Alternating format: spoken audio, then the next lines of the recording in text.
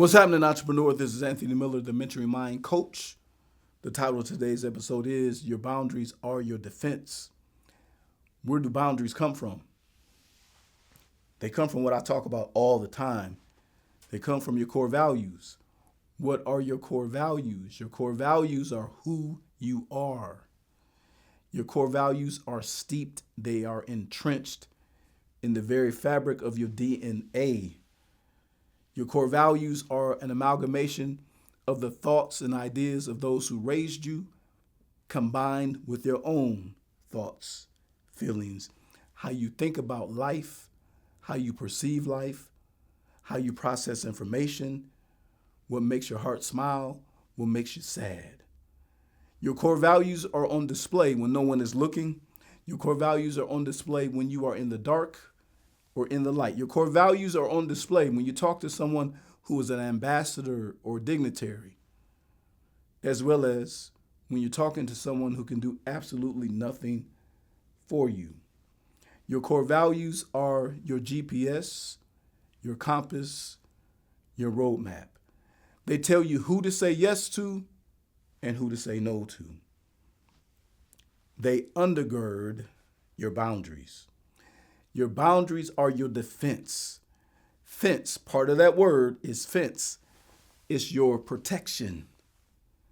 It keeps you from going too far right, too far left, digging to the bottom of the barrel. We don't go to the bottom of the barrel. Your boundaries won't let you do it. No, you're digging too low, bruh. Ain't nothing good at the bottom, but a lot of stank juice. A lot of is at the bottom of the barrel. Ain't nothing good at the bottom of the barrel.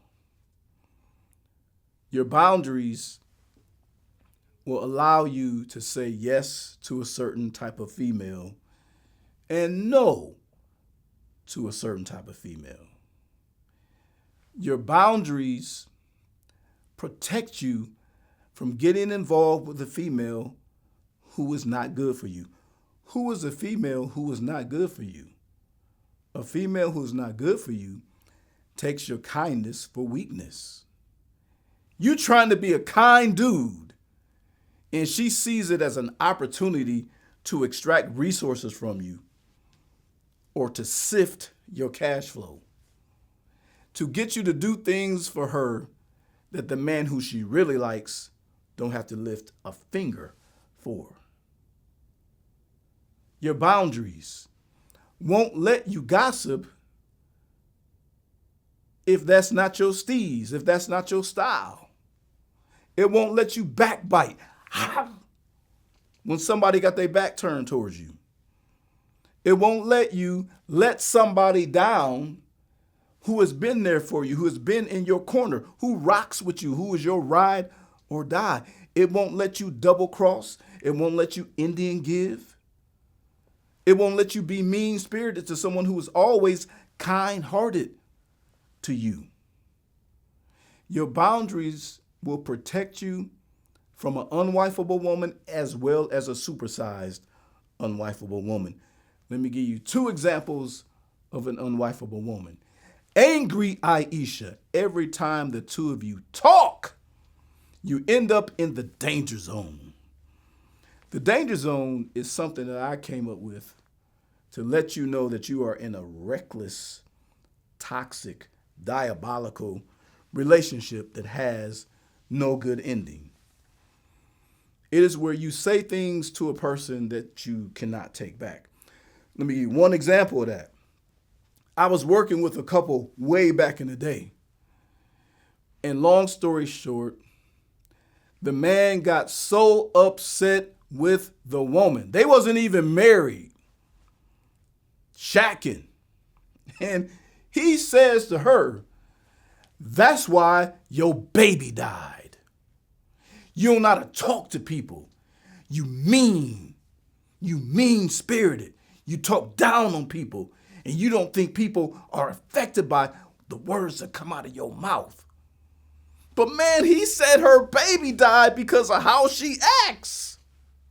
There's no correlation to that. And she tried to bum rush him. And she told me, "Dr. Miller, He mopped me up and down the floor. What else goes on in the danger zone? Over promising and under delivering. When you say you're going to do something for somebody and you don't have no intentions of doing it, why say you're going to do it?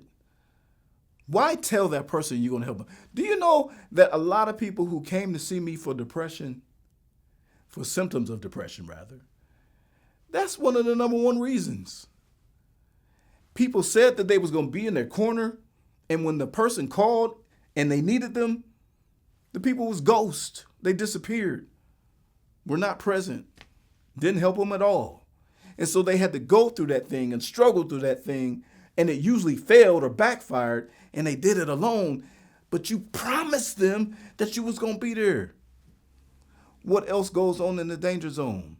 Erosion of the positives, when you can't think of anything positive to say about your mate because you're mad, you're vexed.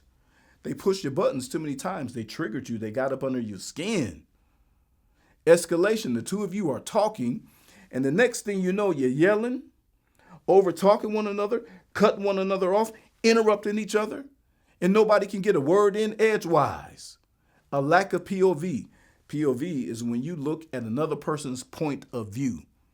Is when you get behind another person's eyes, metaphorically and physically, to see the situation the way they are looking at it.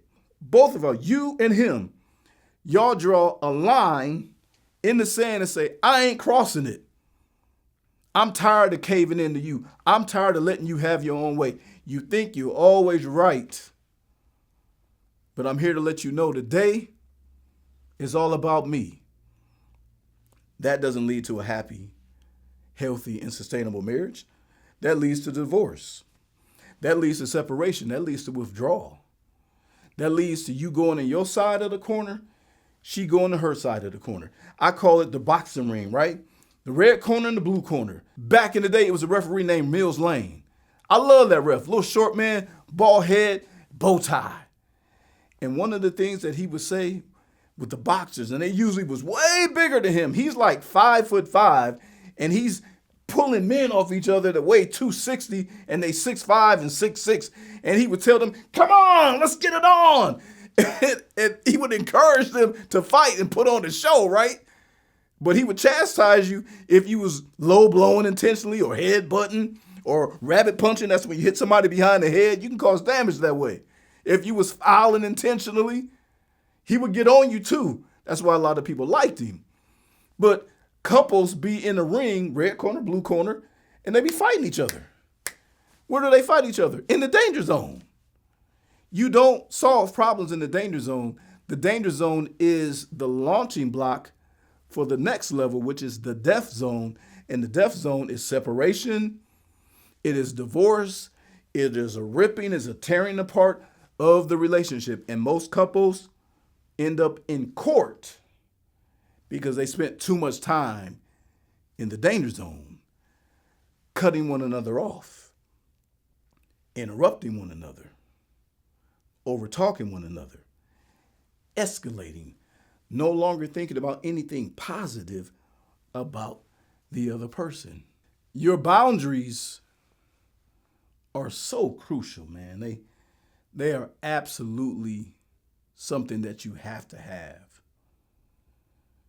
I can almost guarantee you, but not all the way guarantee you, that if you maintain your boundaries, you will not choose a wife who is not for you.